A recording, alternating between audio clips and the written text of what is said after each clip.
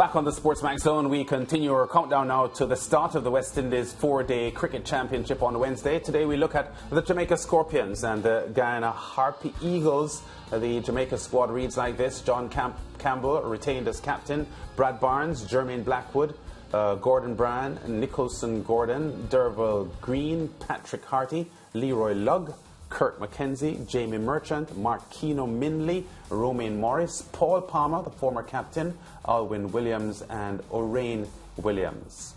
The Guyana team will have their regular captain Leon Johnson, Kimo Paul, who has been elevated to vice-captain, of course a member of the West Indies successful Under-19 World Cup winning team back in 2016, Chandrapal Hemraj, Tejnarayan Chandrapal, who is Shiv Chandrapal's son, Vishal Singh, Akshaya Prasad, Anthony Bramble, Tevin Imlak, Virasamy Permal, Gudakesh Moti, Neil Smith, Clinton Pestano, Shimron Hetmar, Keon Joseph and Anthony Adams. Joining us to look at the sides, regional journalist Brandon Corlette from the Guyana Times. Brandon, welcome to the SportsMax Zone. I know the Guyanese were a little offset by the fact that that the title was offloaded from them by the Barbados Pride in the aborted season 2020. How ready are the Guyanese to recapture the title that they had won 5 years in a row? Yeah, first of all, thanks for having me. The Guyana Harpy Eagles, renamed from Guyana Jaguars now. I think it's a good team on paper, and I'm confident that the guys will, come up good and win this tournament this season. Yeah, we know that Virasamy Permal has led the bowling statistics consistently over the years in red ball cricket, but in Gudakesh Moti, you also have another outstanding spinner who people rate very, very highly. Do you think your spin department will be one of the strongest tools that the Guyanese will have going in? Definitely Virasamy Permal with 544 first-class wickets in 122 matches. He's expected to lead the spin group. And Gudakesh Moti, who showed significant improvements in recent time, and Anthony Adams, right? He's been a consistent performer in the local arena here in Guyana. So I think the spin department is well covered. Yeah, and just to pick up from where Lance started, he spoke about the bowling. I'll ask you, which are the batsmen to look forward to the most, the exciting ones, the ones that you think on a good day will put runs on the board for the Guyana team?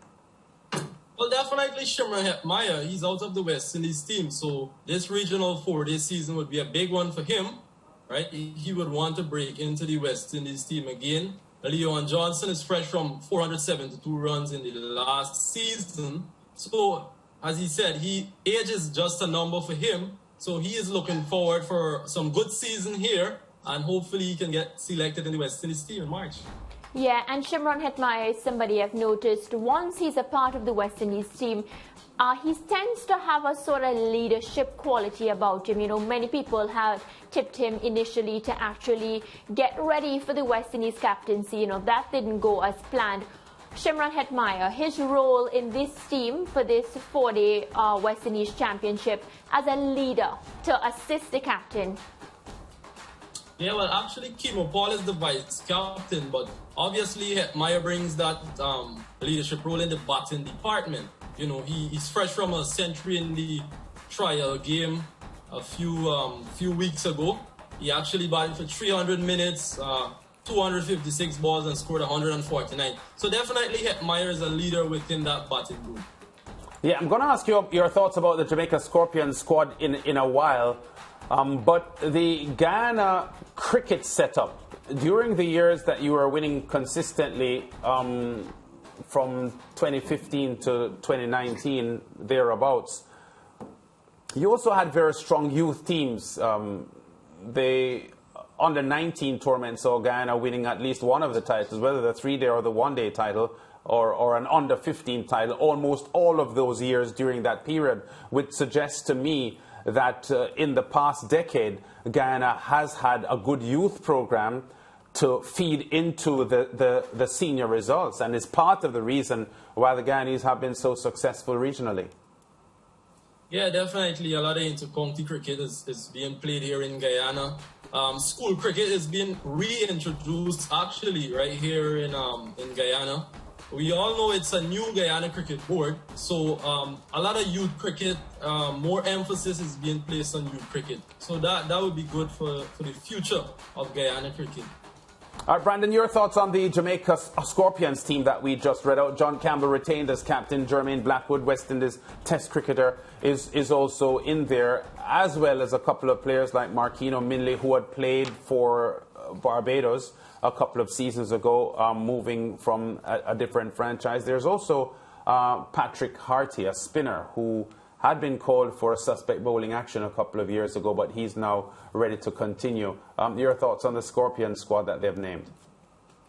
Yeah, the squad looks a good unit. I think the strength lies in the batting. Obviously, John Campbell and Jermaine Blackwood is there, and Paul Palmer, the former captain. So I would say the Scorpions look a good unit, right? But the batting, to me, is the strongest suit for the Scorpions. Yeah, apart from Marquino Minley with the fast bowling department, there's Nicholson Gordon, who during the limited trial or practice matches that they had, got a lot of wickets as well. And I think the team management for Jamaica is expecting fast bowler Nicholson Gordon to make an impact on this series. The Jamaicans, of course, with a history of producing solid fast bowlers in the game. Definitely, those fast bowlers would want to make a name for themselves in this regional 4-day tournament. And we know it's an all-important 4-day tournament because the test series against England is looming in March. So a lot of players would want to throw their names in the hat for selection.